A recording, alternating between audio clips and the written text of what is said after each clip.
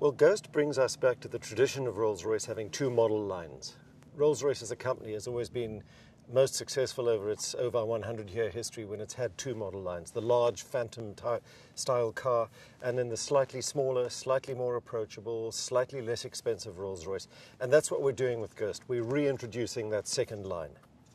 I'm happy to say that most of the customers who are showing an interest in Ghost are customers who've never owned a Rolls-Royce before. So yes, there is a new demographic, and that demographic will be the wealthy businessman, the very successful businessman, the person who wants to drive his own car in the way that Phantom is frequently a chauffeur-driven car.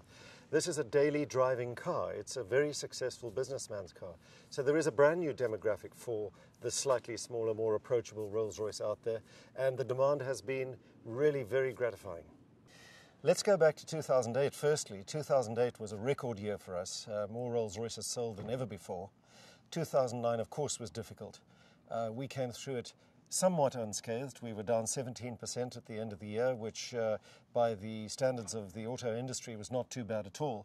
And now as we introduce Ghost, of course, we're gratified to see a huge uptake on this car.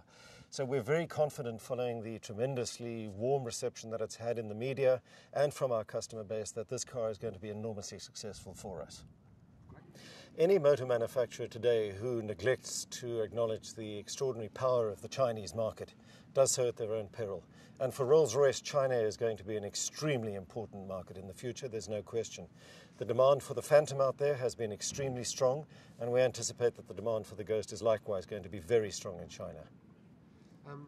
Rolls-Royce has a distinct advantage in as much as it's able to draw down on the tremendous expertise within the BMW group through the Efficient Dynamics program. So we are class leading with the Phantom in terms of CO2 emissions and fuel consumption, and likewise with the efficiencies that are being brought in the engine that powers the Ghost, we improve on those statistics yet again. So we attempt to always be class leading. We are 20% more efficient on average than the nearest competitors we have in our segment, and we will be getting better and better.